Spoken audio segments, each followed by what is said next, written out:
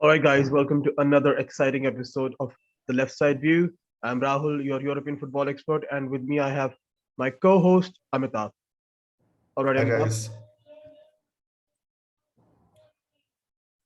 Yes, Rob. So, guys, today we will review all the midweek matches from Premier League as well as Bundesliga. I think the other leagues did not really have any league matches. They had some competitions, not really a lot of exciting stuff there. But yes, we can probably begin with the Premier League, Amitabh. Yeah, let's deep dive into the Premier League right away. So on Tuesday we had Norwich facing off against Villa. They lost 2-0, rather nil 2, whatever. And yeah, since Gerrard's appointment, Villa has been on the ascendancy. They lost narrowly against Liverpool, and things seem to be going better for them. As far as Norwich is concerned, I think they are doomed, and yeah, don't really see any way back for them. Quite frankly, they've been too open in the Premier League, and if you want to play expensive football, as we'll discuss with the certain match Leeds against City, to survive in this league, you have to be defensively strong, and it may not be good to look at. It may not be what the crowds want, but for the survival of the club and all the finances that go with being in the Premier League, um, I think you just need to be a little more resolute, for the lack of a better word. What do you have to say about this match? Agreed. I think it's not just about Liverpool. I think even against City, they narrowly lost Aston Villa. But other than that, I don't really think that they've dropped any points under Gerrard. But yes, the fact that No, they haven't. a team like Aston Villa is only dropping points to teams, two of the best teams, not just in the Premier League but in the world, in my opinion, now, Liverpool and Man City. That says a lot about Gerrard's appointment. Yeah, it's been a good start. Let's see how it goes. The next match, oh my God, 7-0 City against Leeds. Leeds, which played well against us, they narrowly lost. But against City, their frailties were at display, and they were actually massacred. I mean, it could have been double digits easily. City missed a lot of chances, and yeah, the questions now are being asked of Bielsa and his tactics, especially by the British media. And let's see, once the tongues start wagging, I don't think it takes time for the to have that snowball effect. And I just hope it does not, for his sake, for Leeds' sake. He is an iconic figure there. But yeah, I mean, they have been dominated in far too many matches, especially against the top six clubs. So they have been taken apart quite regularly. So let's see if the owners believe in the philosophy and if they are okay with such defeats, as long as Leeds are in at least the mid-table. But not a good performance by Leeds. As far as City is concerned, I think it was just another day at the office for them. Grealish scored, so good for him. Apart from that, yeah, De Bruyne was back, and he was back to his best actually, making assists and those killer passes. Um, so yeah, all in all, good for City, and not really promising from Leeds. Well, I kind of disagree in a way here. I mean, obviously, I understand everything that you said about Manchester City, but I think Bielsa should come under a little more criticism that he gets away with. We have to take not just his time at Leeds into consideration, but his entire career as well. Has he ever actually managed a big, like a top four or a championship winning club in in Europe? I don't really think he has. How many league titles has he won? I think the last title that he won was actually in Argentina with Newell's Old Boys, if I'm not wrong. So obviously, basis what he did, which was obviously revolutionary 20 years ago, he's still getting the plaudits for that. And I understand that he has inspired a so-called generation of coaches. But had it not been Marcelo Bielsa, had any other coach lost 7-0, there would be more criticism. In fact, obviously Bielsa has already said that he understands, he's wary of the talk and the form, that what happens when a team loses like this and goes on a run like this. And when you take into consideration that he mentioned that their best game of the season, in his own words, was the 3-2 loss to Chelsea, which was again a loss. Uh, he managed, I think, Athletic Bilbao in Spain when Mourinho was there. Again, didn't last long there.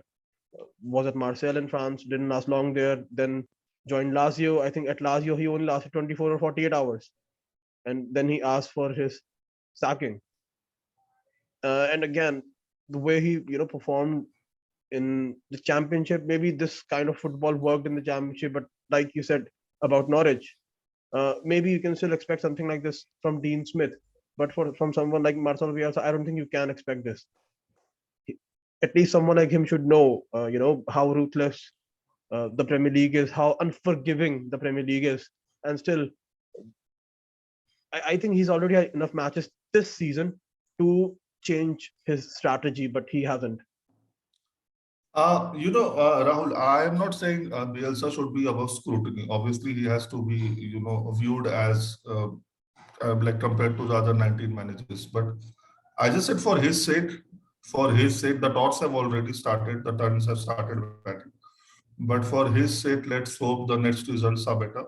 One common thing that I have observed is all these coaches who sort of inspire a whole host of the next generation of coaches, they are very inflexible in their own thought of how the game should be played. Whether you take El Coco or you take Maurizio Sarri or you take Ratnik, they have their own philosophy, they have their own understanding of the game, and it is very, very difficult for them to be pragmatic.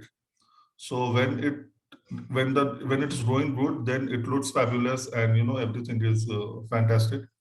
But when it starts to, and that is why some of their disciples, so as to speak, have overtaken them, because they have added that pragmatic touch. We can like argue about it that again, as we talked right now, it is all about survival in the league. Exactly. So you cannot be all flamboyant, especially against the cities of the world.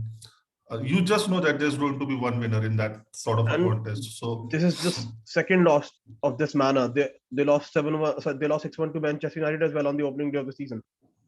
yeah, yeah, they lost badly to Manu last year as well. So yeah, that is what I said. It has been a recurring theme, and let's see how many coaches are out there who are willing to take up this challenge, because managing Leeds is a challenge in itself.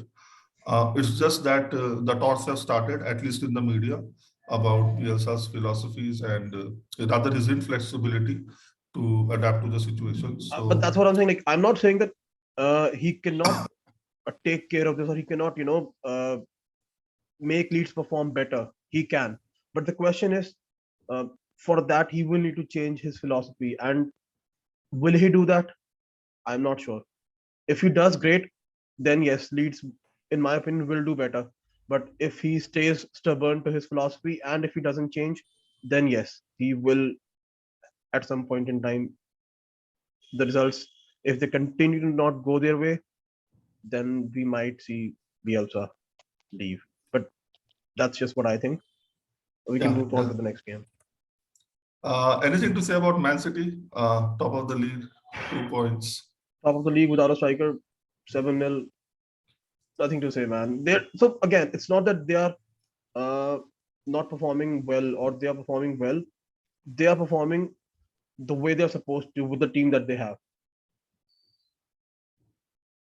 Yeah, they have just been so clinical, and Exactly. in spite of wasting around 50% of the chances, the fact that they are scoring 50% of the chances they are creating, I think, and especially with the solid defense at the back, it This really is looks difficult if anybody else would take the crown again this again, season. this is Guardiola's sixth season in charge, the longest he has stayed at a club. But again, the fact that it's his sixth year, so everything is just so well drilled, well coached. Everyone just know what their roles are in the side. Yeah, yeah. Moving on to the Wednesday matches. Wolves won 1-0 at Brighton and Hove Albion. Crystal Palace drew 2-2 against Southampton. Broha scored, and Arsenal defeated West Ham 2-0. Well, I didn't really see Wolves Aubameyang, versus Brighton game, but yes, I can definitely talk about the other two games. yeah, Um, please go ahead. so obviously, if I was really looking forward to the not the Arsenal West Ham game, but actually Crystal Palace versus Southampton game, because we had a lot of Chelsea academy players on the pitch, Gallagher and Mark Guehi for Crystal Palace, and then we had Caballero, not an academy player, but obviously former Chelsea player. Uh, there was Livramento, there was Amanda Broha. I was actually surprised that it was Gallagher who did not score. I'm not surprised that Broha scored. Broha has been excellent whenever he has started for Southampton. He's faced some injury issues, and initially he was not really trusted that much by the manager Hassan Hutel. But yes, eventually he has come into contention and he has started to start games for Southampton. And I think this was his. He's actually become their top scorer now, and he's again just a constant pressing machine in my opinion. He just gives off that Diego Costa vibes in my opinion. Obviously, maybe I'm jumping the gun, but I don't think I can. I am. I really have really high hopes from Broja. Just 20 years old, man. And then when you take into consideration the way our strikers are performing, I mean, again, but I think it was a good game, Yeah, for neutrals as well. So yes, 2-2, and then let's move to the other London derby. That was not. I mean, the other game which was a London derby, Arsenal versus West Ham. Arsenal just keep on rolling. Come on, man. yes, man. West Ham dropped points, lost 2-0, could have been 3-0 because I think Lacazette missed a penalty as well. Uh, their right back Soufal was sent off for a second. It was a second yellow, gave away a penalty, and eventually it was 2-0. I think again Emil Smith Rowe just can't stop scoring. Did not really start the game, came off the bench, and again managed to score. Bukayo Saka with another assist. I think the first goal was scored by Odegaard, if I'm not wrong. Odegaard, yeah. Yeah, Odegaard scored that one. So again, especially at home, like Arsenal are just making Emirates look like a fortress. Yes, Now yes, they they're, are. yeah. Actually, it was Martinelli. Sorry. Yes. Oh, So, again, a great goal. Yes, I remember now. Martinelli. He scored a great goal. Yes. yeah, so the biggest talking point before the match, at least, was Aubameyang stripped of the captaincy, and I think again the writing is on the wall. He will be out of the club in January, if not. I mean, I mean, uh, definitely in January, or maybe he'll Summer. stick it out till June. But I think it was a pretty standard win for Arsenal, and I mean, all the hopes and all the expectations of Arteta that even we as football viewers had. He had the best internship under Guardiola, and initially it was good. Then he had some hiccups, but even this season started off on a low note. But now he has like brought the team together, and yeah, seems on upwards and onwards for Arsenal. West Ham away performance again. They are still fourth in the league, but now that battle for fourth, even maybe for third, I don't know, that is going to hot up. And all these teams which are in and around that area, Tottenham have not had a couple of matches, so Manu missed a match this midweek. So yeah, and this battle is going to intensify in the coming weeks. Moving on to Thursday, Leicester Spurs match was postponed due to COVID. Liverpool won 3-1 against Newcastle. Shelby scored a stunner to give Newcastle the lead. But there was some sort of a controversy in the opening goal scored by Jota. And then Salah made it 2-1. And the third goal was scored by Alexander Arnold in The the 9 stunner. minutes of the match. Yeah. So, what do you have to say about the equalizer? Well, I saw that their player was lying on the ground in the penalty box, but still they did not stop. Uh, I'm not really sure. Like obviously, uh, I would just ask you the same question. Let's say if it was not a Liverpool goal but a Chelsea goal. Would you want that goal to be scrapped? The answer is no, I think. No, I mean, see, that is not the point. That ways, the opinions will be biased. I am saying the excuse, or rather the reason that Liverpool put out was Newcastle players, they hit themselves. They somehow banged heads and the player was on the ground. But my question is, the rules specify that if there is a head injury, the referee has to stop the match. Exactly. It is not the decision of the Liverpool players or the Newcastle players or any players for that matter. I think the referee was at fault there because it was a head injury, right? It's not just actually So, about the referee. You know, in today's times when we have VAR, even if referee made a mistake, I think it's only for those situations when no, I mean, see, if had Liverpool player collided with the Newcastle player, then VAR would have come and acted. But here there was no question of a foul. The question was of an injury and a head injury. exactly. So the referee had to be more decisive. If you leave it to the players, then you really can't argue much even for them or against them, because at the end of the day, results matter. So we really can't take a high moral ground, right? I think the referee was at fault here because the rules clearly specify in even our match. I think Everton charged forward with Ziyech on the ground in the first half, or maybe in the second half. So it was not a head injury, so it was okay. And the referee was not under any obligation to stop the match, and Everton were not under any obligation to stop the match. But here, I think again, as I've always been saying, that the big clubs get the rub of the green somehow. Had it been against Liverpool, just imagine the kind of controversy it would have created. Yes. Right. Yes. So, but yes, you're right. anyways, I think you're right. I think if it's a head injury, the referee should stop the game right away. Yeah. So I don't think it really impacted the overall result. Liverpool still had enough; they would have won the match anyway. But again, just the human error as far as the refs are concerned, and yeah. Coming back to our match. Before we do, I think there was another stat that I read. Liverpool are the only team now with 2,000 top flight victories. That's all. Liverpool are the only team. Yeah, it makes sense. They have dominated the game in the 80s and sorry. So yeah, makes sense. Congratulations to them. Okay, and congratulations to Everton as well. They they had a second string team of sorts. A lot of youngsters were playing, and a lot of their youngsters played well, actually. They drew 1-1 at Stamford Bridge.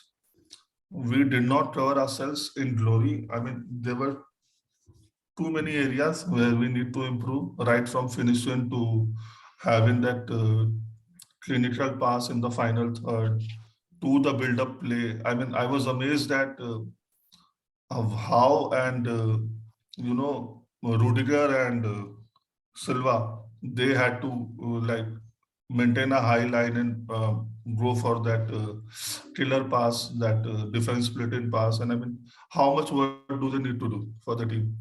They're already handling one end of the battle, but even Ziyech's final passes in the first half, I don't know. I mean, not very promising. Mount missed I mean, it was a sitter of sorts. After the tough part was done, yeah, Pickford saved it. He played well. He played well yesterday, actually.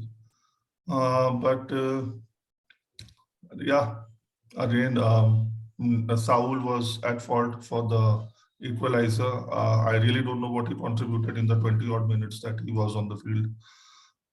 Not happy and not optimistic about the future games. I think we're out of the title race. I just think it's a 2-horse race now. Yeah.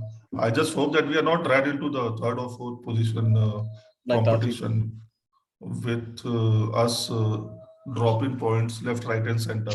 We should have defeated United. We should have defeated Burnley. Yes, we got lucky against Brentford. No shame in admitting that, but we should have won yesterday. And again, the problem again is like scoring goals, conceding one goal. I mean, our defense was okay. I mean, our defense was great up till now. For the past couple of weeks, 3 weeks, it has been a bit wobbly. But our attack has always been in question for around 2 years now. So Lukaku's arrival seemed to be the solution, the final piece in the jigsaw puzzle and all that. But it has not turned out that way. And I think we need to find alternative solutions in January. Let's see how it goes. And that's the thing, when you take into consideration all of the other attacking players that we have out on loan doing so well. Crystal Palace's top scorer, Conor Gallagher. Southampton's top scorer, Armando Roja. And then here, I mean, obviously, I'm not saying that, the team is to blame.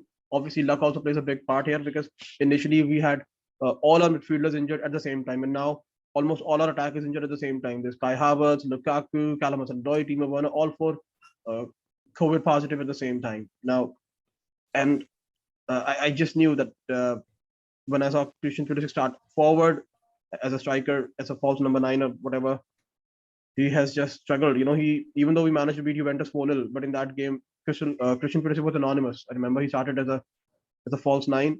It was actually Chilwell and all those other academy project players who scored goals and Werner in the added time. But whenever Pulisic this season, at least, whenever he has started as a forward, he has just struggled.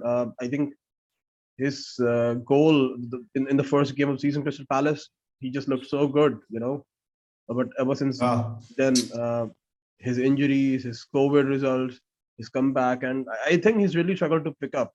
In my opinion, he's not. I don't think that he scored even a single goal since then. Maybe I'm wrong, but yeah, at least even if he has, then he hasn't really scored a goal of any significance. And otherwise, I would probably remember that goal.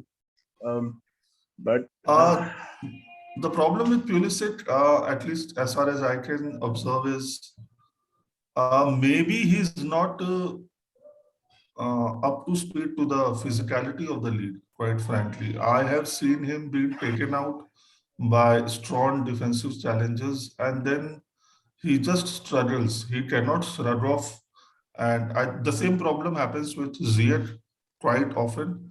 And if I am able to see that, I'm sure the opponents do as well. And they know that if they go with a hard, crunching tackle in the first 5-10 minutes, they practically can take them out for at least a substantial period of time. Of course, he can dribble and stuff like that, but there was this period in 2020 after the lockdown matches when Pulisic was really good. He was taking players on, dribbling past and shooting and scoring.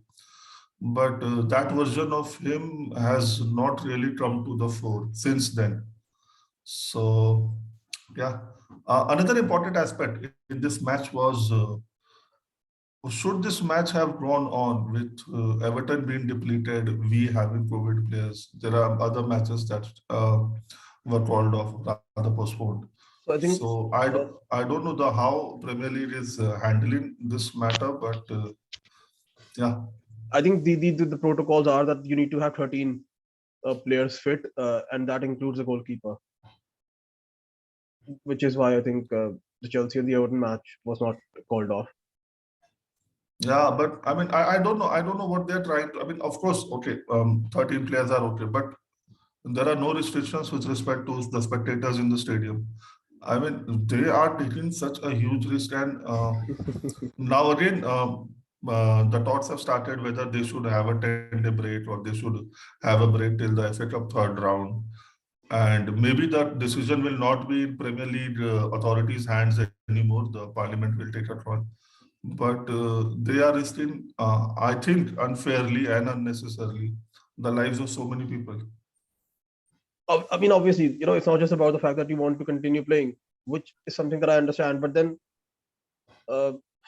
why go on a break? If that's something that you don't want, then another solution would be to go back to playing without a crowd. Yeah. If you just don't want to stop playing, like this is the alternative. But you just know that cases are rising, and still, you're it's a full house, or maybe at least put a cap on the number of spectators. Maybe like initially we had maybe only 3,000 or 4,000 people can come to watch a match instead of like a full stadium of 40,000 people, and even then we Yeah, can maintain social distancing. exactly. There were 88,000 cases in the UK in the past couple of days. So that is what my point is. Why do you want to make the situation worse before it can be better? You can only guarantee that these players and coaching staff and the people around the team, they are not COVID positive. But can you guarantee all the 40,000 who entered the stadium, they are not COVID positive? Can the stewards check each and every individual? I don't think it is practically possible. So again, unnecessary risks being taken by authorities, and I think the way they have handled it is actually symbolic. Yeah. Yeah, so I think before we move on to, I think we're done with the Premier League, right? Yes. We can I talk think about the Bundesliga now. so. Before we talk about the Bundesliga, I think we can talk about one match from Serie A. I think the match that took place on Monday. After we did our podcast, I think we can talk about Yeah. Roma. Roma versus Yes. Spezia.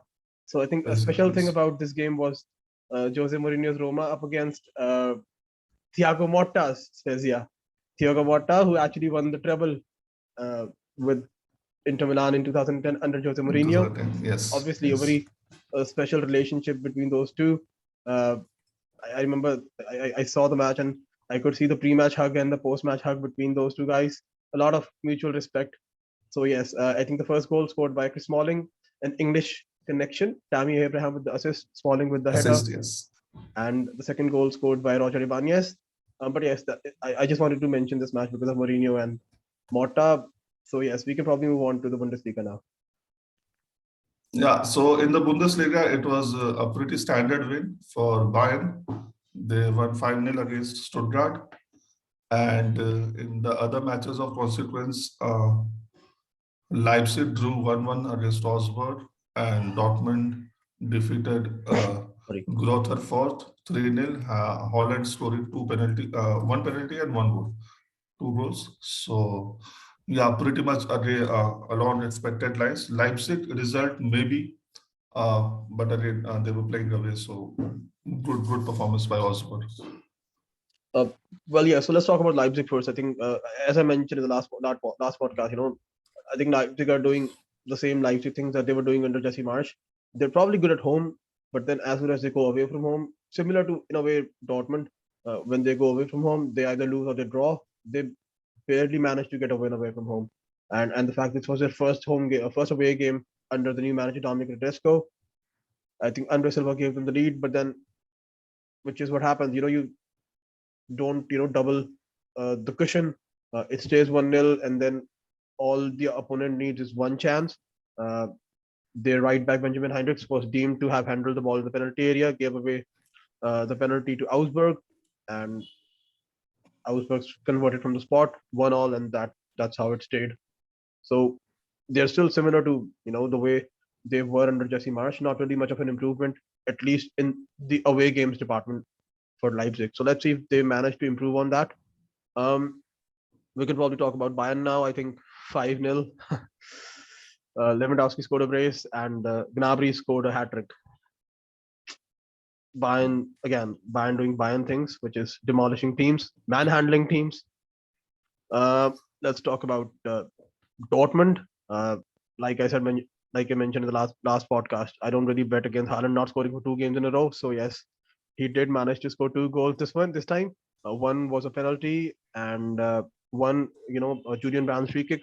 He jumped so high with a header, and then their other striker, their backup striker that they signed this season, Daniel Malen, the Dutch striker, he added the third one. So Dortmund again back on track, but obviously, like, they are reaching their ceiling in a way, which is second, and that's I think what they will go for.